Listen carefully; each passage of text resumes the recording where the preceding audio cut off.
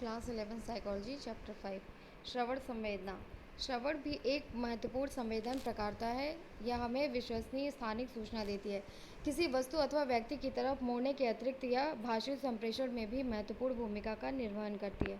श्रवण संवेदना तब प्रारंभ होती है जब ध्वनि हमारे कान में प्रवेश करती है तथा सुनने के प्रमुख अंगों को उद्दीप्त करती है। मानव कान कान श्रवण उद्दीपकों का प्रथम ग्राही, यद्यपि इसका सर्वज्ञात प्रकार सुनना है, किंतु यह शरीर संतुलन को बनाए रखने में भी हमारी सहायता करता है।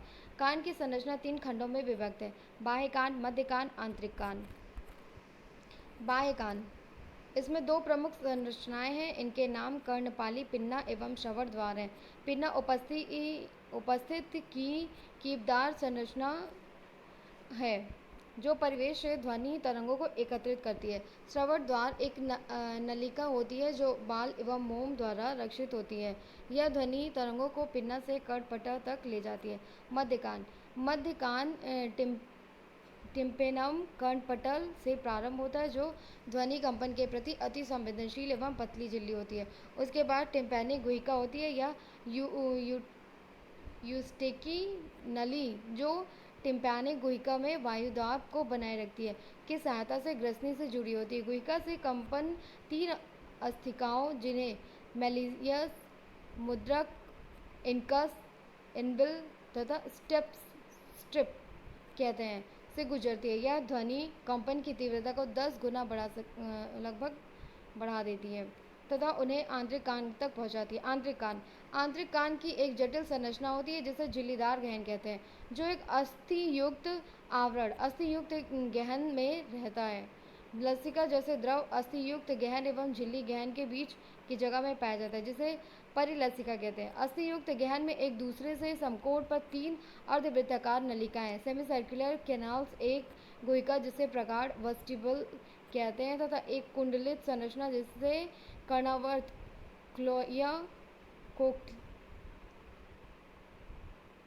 कहते हैं।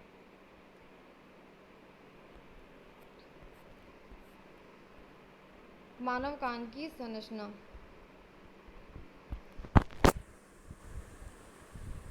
गोलाकार गवाक्ष, यूस्टेकी नली, कर्णावर्त या कॉक्लिया, श्रवण तंत्रिका, आनंद तंत्रिका, यूट्रिकल, लघुकोशक, अर्धवृत्ताकार नलिकाएं, एनविल, मुद्रक, बाह्य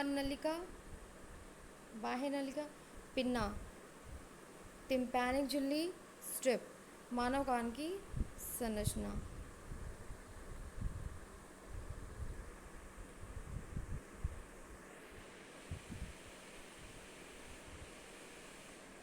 अर्धवृत्ताकार नलिकाओं में सूक्ष्म लोम कोशिकाएं होती हैं जो शरीर की संस्थिति में होने वाले परिवर्तनों एवं शरीर अभिविन्यास के प्रति अधिक संवेदनशील होती है।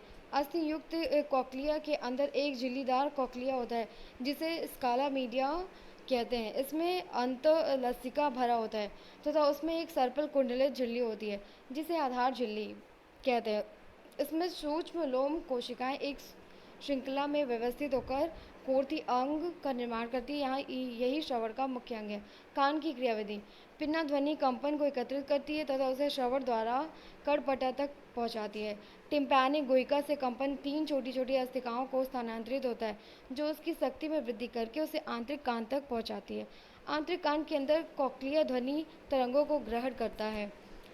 कंपन द्वारा अंतःलसिका गतिमान होती है जो कोर्थी अंग में भी कंपन पैदा करती है।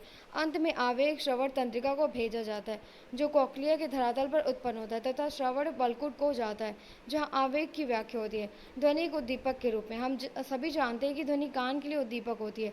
बाह्य वातावरण में दाब विभिन्नता के कारण यह उत्पन्न होती है। कोई भी भौतिक गति आसपास के माध्यम जैसे वायु में बाधा उत्पन्न करती है तथा वायु अणुओं को आगे पीछे करती रहती है।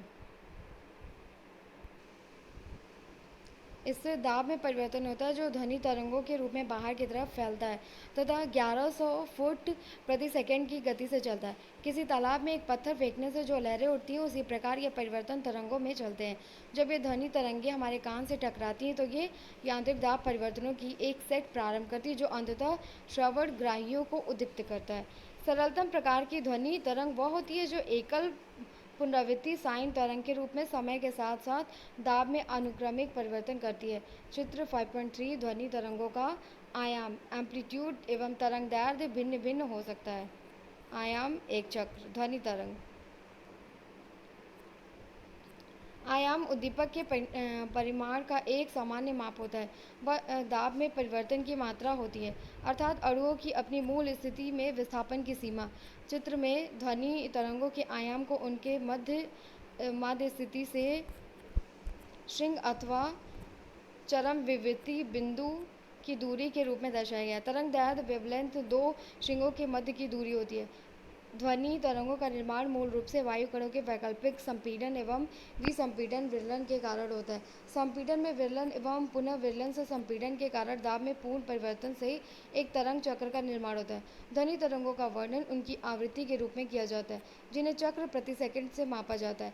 इनकी इकाई को हर्ट्ज कहा जाता है। आवृत्ति एवं तरंग दैर्ध्य में प्रतिलोम संबंध होता है, अर्थात वे एक दूसरे के विपरीत होते हैं। जब तरंग दैर्ध्य में वृद्धि होती है तो आवृत्ति घटती है, जब तरंग दैर्ध्य घटती है तो आवृत्ति में वृद्धि होती है। आयाम एवं आवृत्ति दोनों भौतिक विशेषताएं।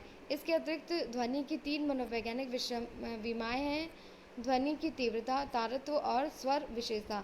ध्वनि की तीव्रता लाउडनेस उसके आयाम से निर्धारित होती है। ध्वनि तरंगे जिनका आयाम अधिक होता है वे अधिक तीव्र एवं जिनका आयाम कम होता है वे कम तीव्र या धीमी सुनाई पड़ती हैं। ध्वनि की तीव्रता डेसिबल डीबी में मापी जाती है। तारत्व पिच का संबंध ध्वनि की उच्चता या न्यूनता से होता है। भारतीय शास्त्रीय संगीत में प्रयुक्त होने वाले 7 स्वर अपने तारत्व को क्रमिक वृद्धि के रूप में प्रदर्शित करते हैं। आवृत्ति ध्वनि तरंगों के तारत्व को निर्धारित करती है। आवृत्ति उच्च होने पर तारत्व भी उच्च होता है। श्रवण का परास समांतर 20 हर्ट्ज से 20,000 हर्ट्ज तक होता है। ध्वनि गुण टिम्बर का संबंध ध्वनि की प्रकृति या गुणवत्ता से होता है। उदाहरण के लिए एक कार के इंजन की ध्वनि तथा एक व्यक्ति से बातचीत करने की ध्वनि विशेषता अथवा ध्वनि गुण के आधार पर भिन्न होती हैं। ध्वनि गुण अपनी ध्वनि तरंगों की जटिलता को प्रदर्शित करती है। प्राकृतिक पर्यावरण में पाई जाने वाली अधिकांश ध्वनियाँ जटिल होती हैं। क्रियाकलाप